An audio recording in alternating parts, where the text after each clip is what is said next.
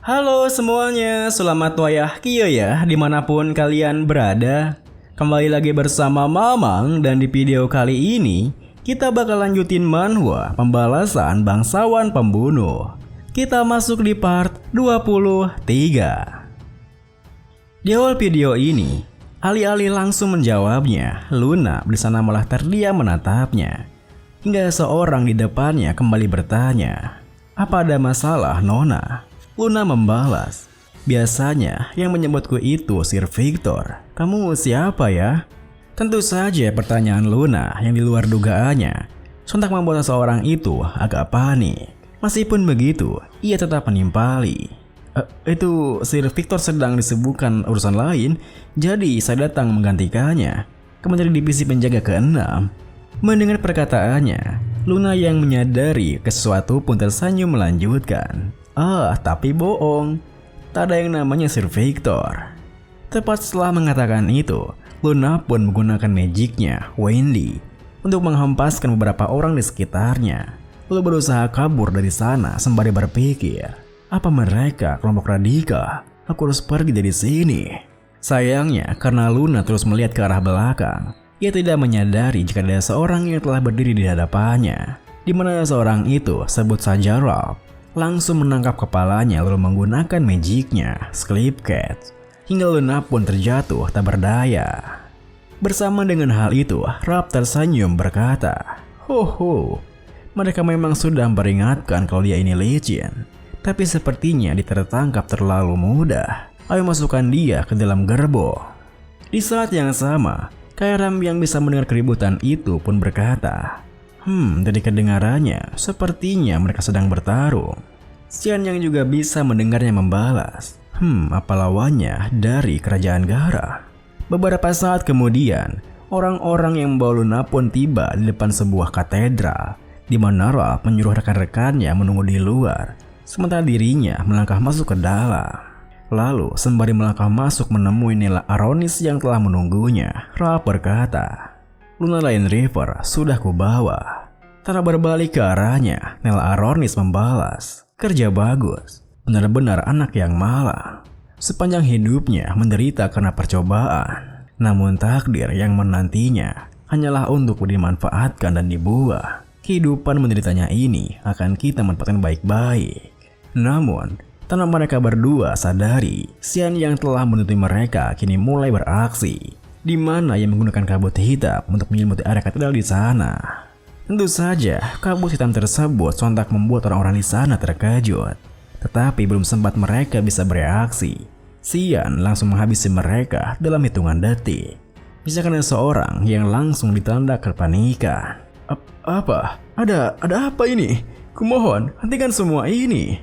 Sayangnya, Xian sama sekali tak mengampuninya, hingga seorang itu berteriak kencang di akhir hidupnya. Tentu saja, teriakannya itu sampai terdengar ke dalam katedral, yang membuat Rob segera beranjak, bersamaan dengan Nella yang bertanya, "Memangnya kita mau kedatangan tamu lainnya?" Rob yang bisa melihat situasi di luar sana membalas, "Sepertinya ada yang melacak kita." Nella menimpali, "Berarti musuh ya? Beri mereka pelajaran, Rob. Tunjukkan pada mereka apa konsekuensi macam-macam dengan kita." Mendengar perintahnya, Ralph pun melangkah pergi dari sana sembari menjawab, "Baik, akan kubungkam mereka." Di saat yang sama, Kairam yang merasa aneh berkata, Rasanya kelewatan mudah deh." Xian membalas, "Masih belum berakhir. Lawan sesungguhnya ada di dalam katedral." Tepat setelah Xian mengatakan itu, Ralph yang berjalan ke arahnya bertanya, "Untuk seukuran bocah, kau boleh juga. Sendirian aja nih." Alih-alih langsung membalasnya, Xian terdiam menatapnya berpikir, pria itu, dia mirip dengan Luna. Tidak, rasanya dia jauh lebih stabil. Dengan pikiran seperti itu, Xian membalas, "Tapi kau sendiri tak kelihatan sendiri tuh."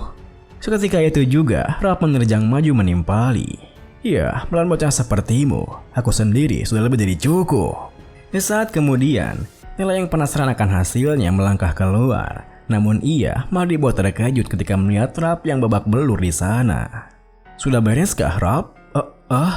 Ini hasil yang di luar dugaan." Melihat kedatangannya, Xian pun tak menatapnya bertanya, "Apa kau yang terakhir? Untuk apa kau membawa dia?"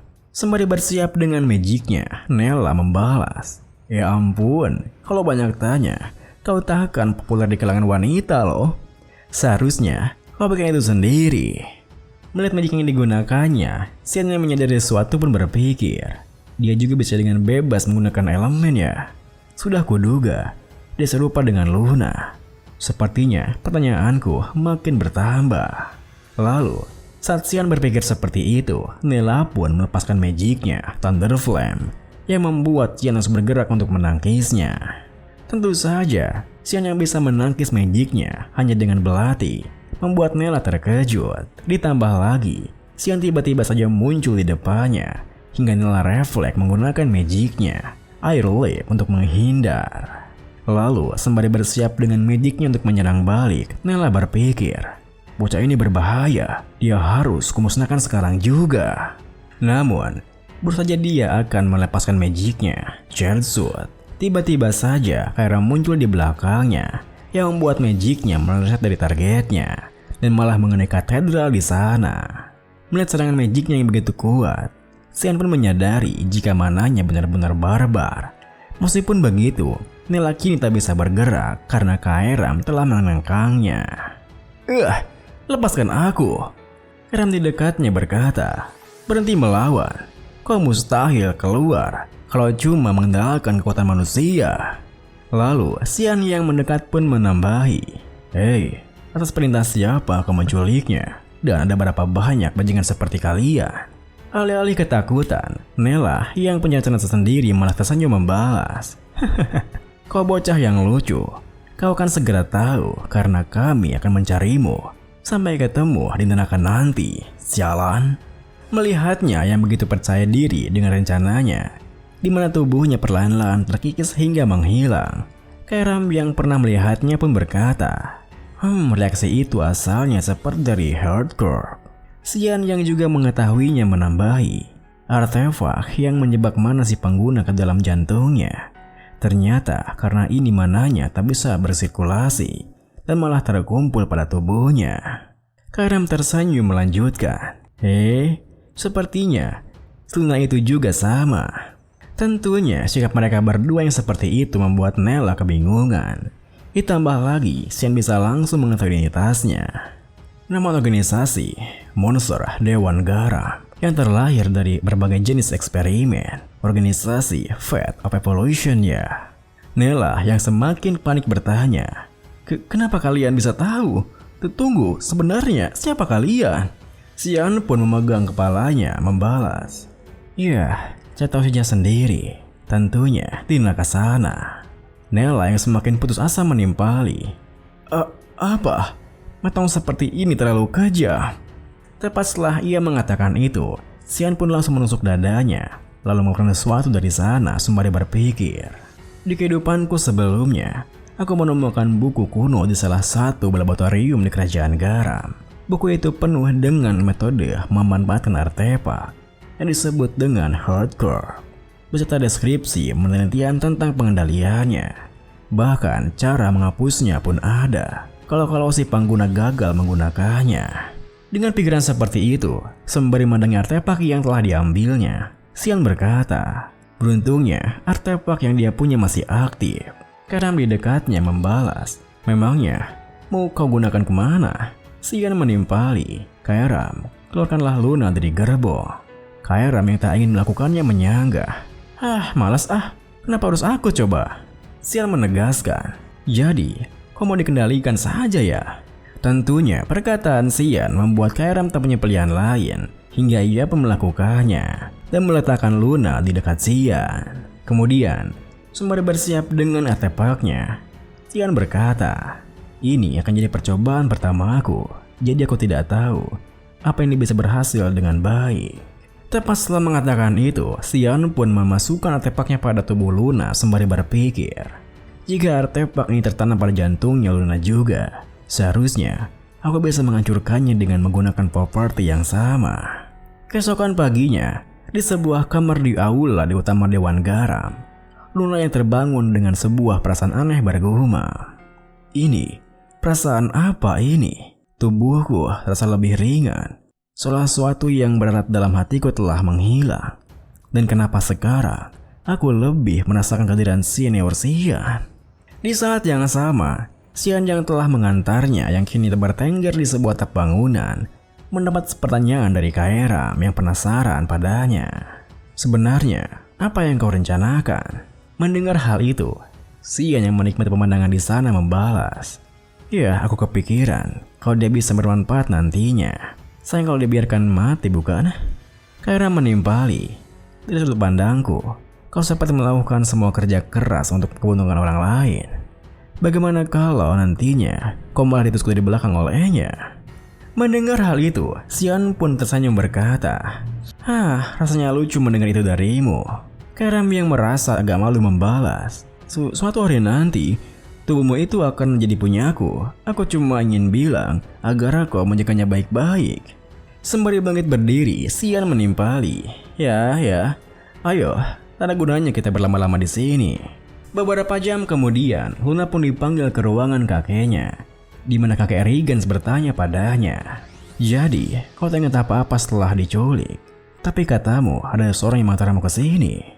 Luna mengangguk membalas. Iya, kakek. Selain itu, aku tak ingat apa-apa lagi. Kakek Rigens menimpali. Kau kira aku percaya? Kerajaan dilanda kekacauan karena perjamuan berdarah. Tetapi lihat dirimu. Kau malah senang-senang saja. Mendengar perkataannya, pelayannya yang merasa bersalah berkata, maafkan saya, Tuan Rigens. Ini semua salah saya. Seharusnya saya menjemput Nona Luna ke sini lebih cepat lagi. Kakek Rigens pun bangkit dari kursinya membalas. Dia bertindak ke maunya sendiri.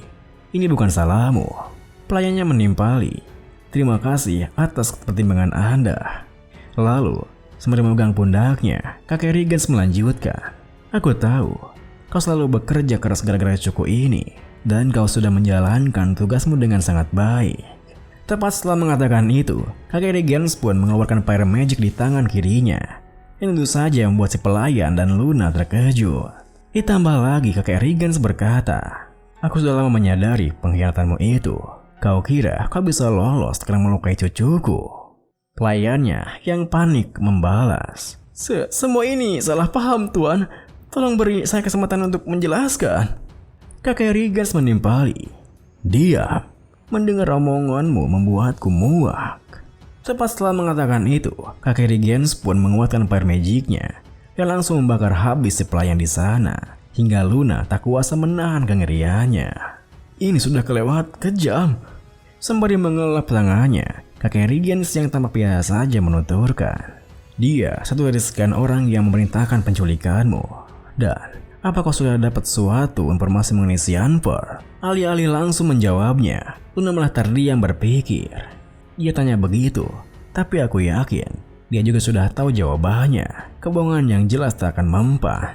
Dengan pikiran seperti itu, Luna pun menunduk membalas. Tidak ada hal khusus. Maksudku, sebenarnya aku datang terlambat karena bertemu dengannya.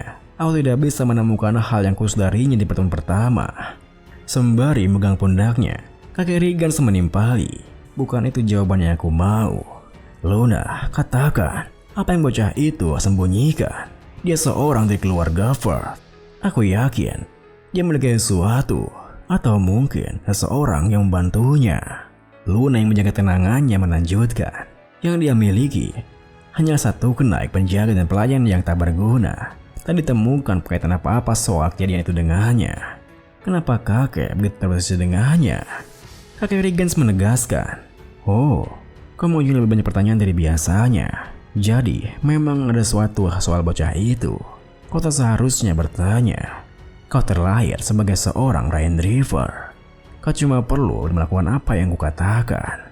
Silakan pergi jika kau tak ingin menjawab pertanyaanku. Kau dilarang untuk keluar untuk sementara waktu. Mendengar perkataannya, Luna yang tak bisa berbuat apa-apapun hanya bisa menunduk berpikir. Aku muak dan lelah dengan keluarga ini. Kita beralih ke Akademi Luen, di mana Xian tak bisa masuk ke kamarnya karena saya terus saja menunggunya di depan pintu kamarnya. Pria menyebalkan, sampai tidak masuk ke kelas segala. Berarti aku harus balik lagi nanti. Dengan begitu, Xian pun berbalik pergi dari sana, di mana dirinya melewati beberapa orang yang tengah asik mengobrol. Seriusan nih? Iya, katanya semua pelajaran hari ini dibatalkan. Sampai sekarang, dia juga belum ditemukan loh. Ya, semoga saja itu cuma masalah kecil ya. Meskipun Xian merasa aneh dengan obrolan mereka, ia tetap melewati mereka begitu saja. Namun di saat Xian tiba di sebuah lorong sepi, Serika muncul dan menghentikannya sembari berkata, katanya, instruktur magic bernama Nella Aronis menghilang. Kenapa kau membunuh instruktur itu? Xian yang merasa tidak mengenalnya pun menyangka. Bukan aku, kenal saja tidak. Serika membalas, tentu saja tidak. Lagian, kau bolos semua pelajaran. Ya, dia magi yang sangat berbakat dari kerajaan garam. Sudah menjadi hal yang wajar jika para mag datang ke Luen yang merupakan wilayah netral. Tapi ada juga rumor kalau dia menentang Regan River. Jadi selama ini kami mengawasi gerak-geriknya. Meski begitu, menculik Luna adalah hal yang tak terduga. Tadinya kami akan segera mengambil tindakan, tetapi ternyata sudah kabur semuanya. Xian yang diam saja karena kembali mengingat kejadian sebelumnya, di mana ia merasa kelihatan tidak asing. Tentu saja membuat Serika merasa kesal. Hei, dengar tidak? Aku bicara pada tembok ya? Intinya, cuma aku saja yang tahu soal ini. Jadi, kau tidak perlu khawatir. Aku mau pergi untuk menjalankan misi. Jadi, diam di luar akademi untuk sementara waktu. Xian yang penasaran membalas. Terus, instruktur menggantinya siapa? Serika menimpali. Kurasa, instruktur yang lain akan menggantikan mengisi kekosongan posisinya. Meski memang tak harus ada pengganti permanennya sih. Sekarang ini, iklan perekrutannya pasti sudah keluar. Sementara itu, di sebuah jalan yang membentang menuju ke Luen, terlihat sebuah gerobak kuda yang melaju pelan, di mana seorang penumpang yang merasa kagum dengan pemandangannya berkata, aku suka pemandangan ini. Mendengar hal itu, kusir gerobaknya membalas, aku yakin kau suka, mengingat kau datang dari kota. Memangnya mau kemana kau sampai pergi sejauh ini? Penumpang itu menimpali.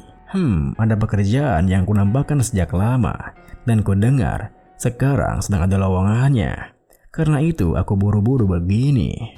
Si kusir gerobak yang mengerti maksudnya melanjutkan. Oh, pekerjaan di Luen, berarti kau ini guru ya? Penumpang itu membalas. Baru calon sih tepatnya. Anak ini biasa aja ya. Kita beralih ke kamar Xian, di mana terlihat Emily yang nampak terlentang di sofa karena kebosanan. Namun tiba-tiba saja Kyra muncul berkata, "Hei, minggat. Sudah aku bilang itu tempatku." Emily membalas, "Memangnya iya ya? Ini kan kamarnya tuan muda. Semua yang di sini tentu saja punya dia." Tentunya perkataan yang seperti itu sontak membuat Kyra merasa kesal hingga ia pun menjutnya kepala Emily bersamaan dengan Xian yang tiba di sana. Kau ngapain Emily?" Emily yang terduduk di sana membalas, Nona Kyra menakutkan." Sembari melangkah mendekat, Xian menimpali. Bangun Kyra, kita punya misi." Karena yang begitu malas bertanya. "Sekarang banget ini teh." Emily yang juga gabut menambahi, "Tunggu tuan, bawa aku juga ya." Xian menunjuknya berkata, "Tidak, ada misi yang jauh lebih penting untuk aku kerjakan Emily, yaitu jangan sampai Nana kelaparan." Seketika itu juga Emily melirik kamar Nana membalas, "Lah, gak ada penting-pentingnya itu mah. Pasti cuma mau bikin aku gak ikut kan?" Tepat setelah Emily mengatakan itu, tiba-tiba saya terdengar suara geraman dari kamar Nana yang buat Emily terdiam merinding berpikir, kalau dia terus seperti itu, bisa-bisa dia berubah seperti waktu itu lagi. Dengan pikiran seperti itu, bersamaan dengan Nana yang keluar kamarnya karena merasa lapar, Emily langsung menyuapinya sebuah kue sembari berkata, "Nana, ini makan roti. Masalah di sini biar aku yang urus. Tuan muda jangan khawatir." Xian pun memberinya jempol membalas, "Bagus Emily, mantap. Aku percaya padamu. Tapi tolong jangan berikan makananmu itu pada Brian. Dia masih memulihkan diri." Kemudian sembari mengikuti Xian, Kyra yang penasaran bertanya, "Kali ini kita mau kemana nih?" Xian membalas, "Wilayah barat daya Kekaisaran Usip, Lambaster. kota kejahatan yang dikelola oleh uang dan kekerasan. Kita beralih ke sebuah arena bertarung di kota Lambastar, di mana di sana sedang ada pertarungan antara seorang pria bernama Zelbart dan Jaiber. Di tengah sorak-sorai para penonton yang menyemangati jagoannya masing-masing, Jaiber sendiri dibuat ngeri dengan perawakan lawannya yang terlihat seperti monster. "Hais, dasar monster!" Zelbart di depannya tersenyum berkata, Harus aku habisi seperti apa? Mereka bilang aku harus menghancurkanmu. Kalau menurutmu bagaimana?" Jaiber menimpali. "Yang banyak cincong, coeg. Maju sini. Atau mau pemanasan dulu? Dasar babi besar." Tepat setelah ia mengatakan itu, pertarungannya pun dimulai, di mana Zelbart langsung menyerang lebih dulu. "Hurrah!" Jaiber yang melompat menghindarinya berkata, "Lambat. Akan kuberi kau pelajaran karena sudah meremeh." Namun, belum sempat ia menyelesaikan kalimatnya, Zelbart dengan cepat menangkap tubuhnya. Aku pilih, hancurkan saja." Video ini pun diakhiri dengan melihat Jaiber yang tak bisa berkutik dengan remasanya, Zelbart pun menyeringai menertawakannya. Mampus.